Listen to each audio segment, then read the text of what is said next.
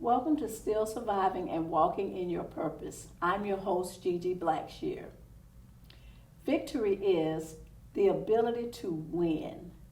Our guest has an amazing story of not being a victim, but of walking in victory. Please welcome to our show, Shanna Carter.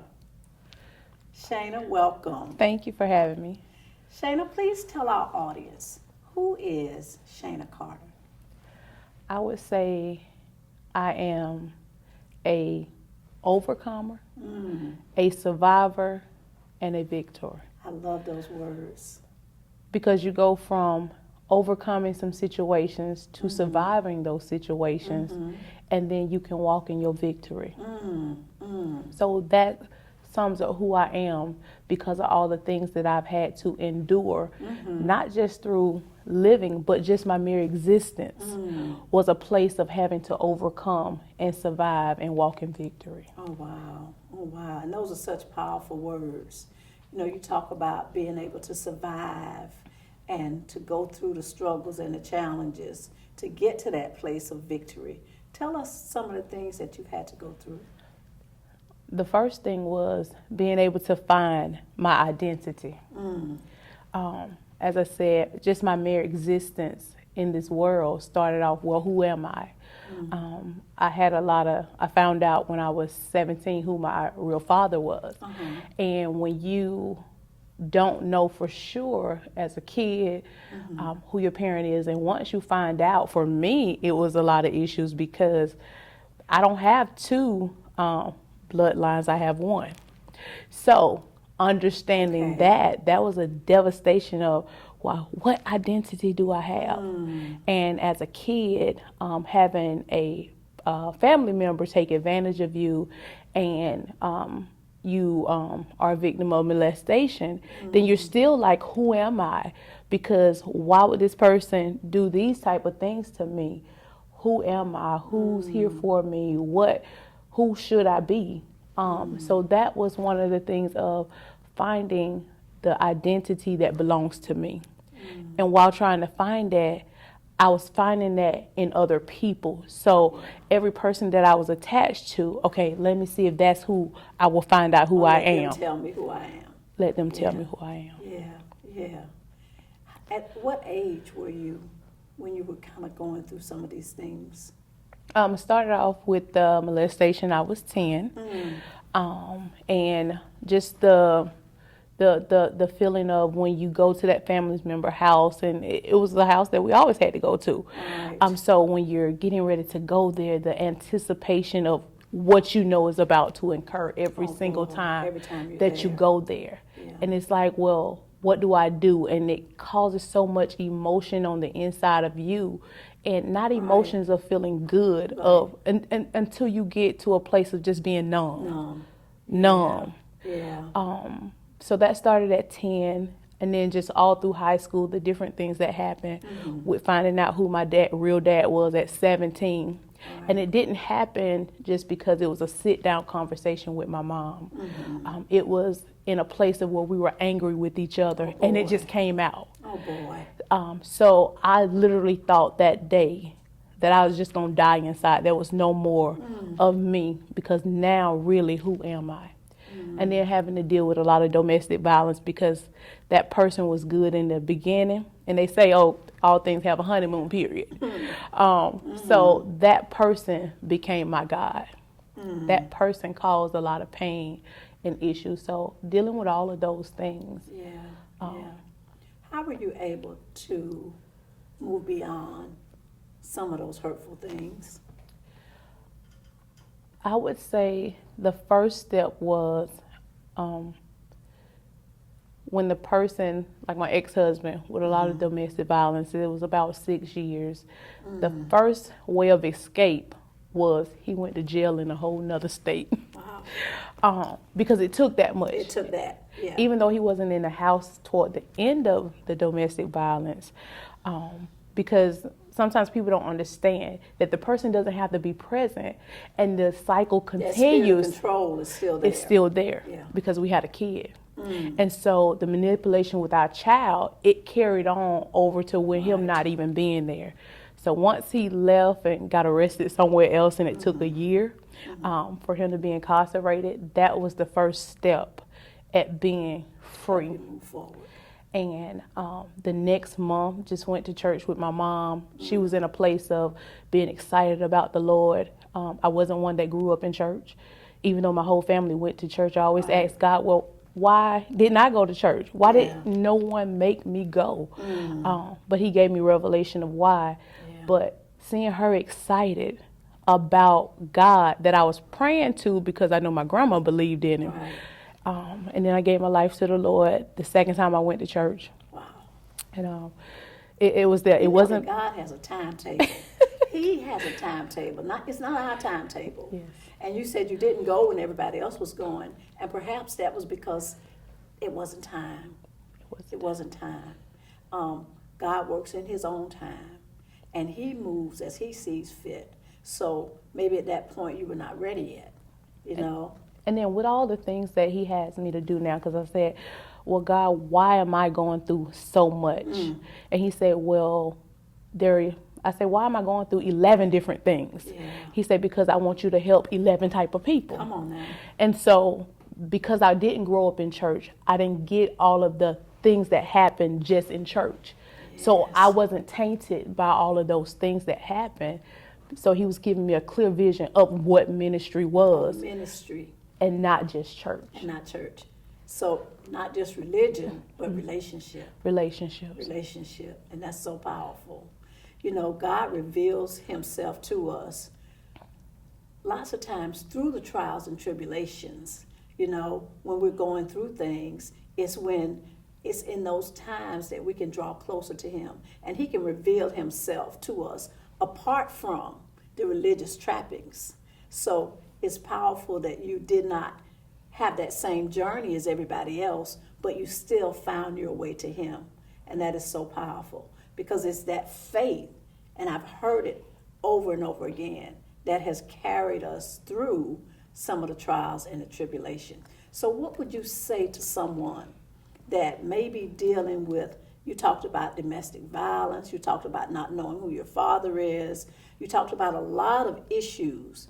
What would you say to someone that may be dealing with some of those same types of issues? The first thing I would say is, for me, because I was trying to find me, but in the process, finding God so he could reveal the true me. And so a lot of times that's why we go through those things, because we really have not defined who we are as a person, or we haven't sought out for God to show us who we are. That would be my first thing for anybody. And once you do that, then you're able to move forward. Because we can move forward and not have a relationship with God. But what I've found is, though, we create a domino effect of having to start over again. And what we don't want to do when we're walking in purpose, we don't want to have to keep starting over again. Have to keep starting over. So I would say the first thing is finding your true identity and finding that in God. Finding it in him. And once you do that, you can move forward. And I say keep pressing, because as I said, the overcomer survival, those things continuously happen. It's a journey. So through situations, you got to become an overcomer again. Then you got to be a survivor again. So the process is still there, continues through every situation, and then you walk in victory in that. So as you walk in victory in every single thing, then you have a victorious life. So powerful. I love that. As you gain victory in each area, then you have a victorious life. That is so powerful. Shanna, thank you so much for sharing your story with us.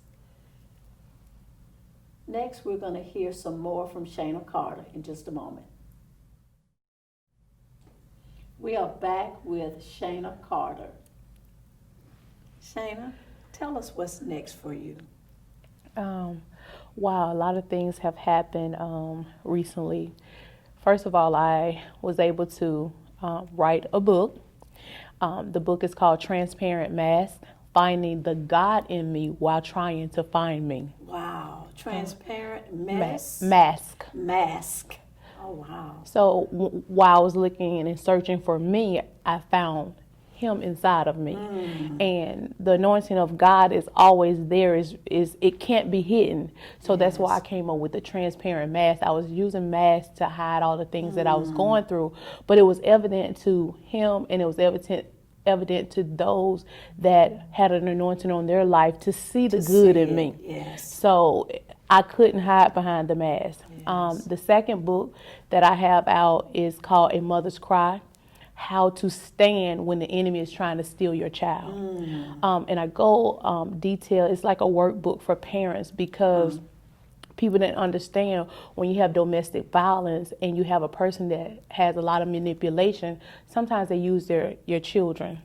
And that's what happened in our life. But then when he left, I still had to deal with everything. And what I found is that the more I served God, the more the enemy was attacking through my child. But I give parents the tools of how to still stand. And standing doesn't just mean, okay, I'm going to just serve God. How not to give up on your child. How to have a relationship with God. All of those things are part of standing. And not throwing in the towel. Forgiving yourself. So that's a workbook for parents. And then I also have a youth organization called Crumping for Success. Wow. And I created that because there are a lot of people with at-risk children. And we have a lot of programs that say they deal with at-risk children, but once the children are working their nerves, then they're ready to put them out. So do we really deal with at-risk children? So my organization does that, teaching youth entrepreneurship. Because it takes a special anointing to do that, to deal with some of the issues and some of the challenges that those children have. And we focus on all of those, plus entrepreneurship and training for our young people that are in situations, or children that was just like my daughter. So that's what I have, and then I do a lot of motivational speaking through my company, Purpose Motivated Life.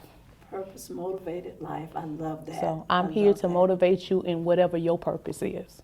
That's wonderful. It sounds like you have taken all of the things that you've gone through and turned those things on their head in order to use them to help somebody else. And that's really what it's about. It's about taking the things that we go through and survive and then using those things to help somebody else. Because if God allowed us to survive, then we know that that wasn't for us. Right. It was for us to help somebody else. And the way that you have managed to take all of those hurtful things, those painful things, and use them to be a blessing to others, and especially to children. We know that it is so necessary that we reach our children, because we can look around us and see chaos and see just lost generations of children that are in desperate need of help. So it's such a blessing that you've created programs to help those children. Shanna, thank you so much for sharing your story with us. I know that even though the things that you went through were painful and at times devastating to you and to your life, I know that by sharing your story, you are going to help someone else. So thank you so much for being on our show.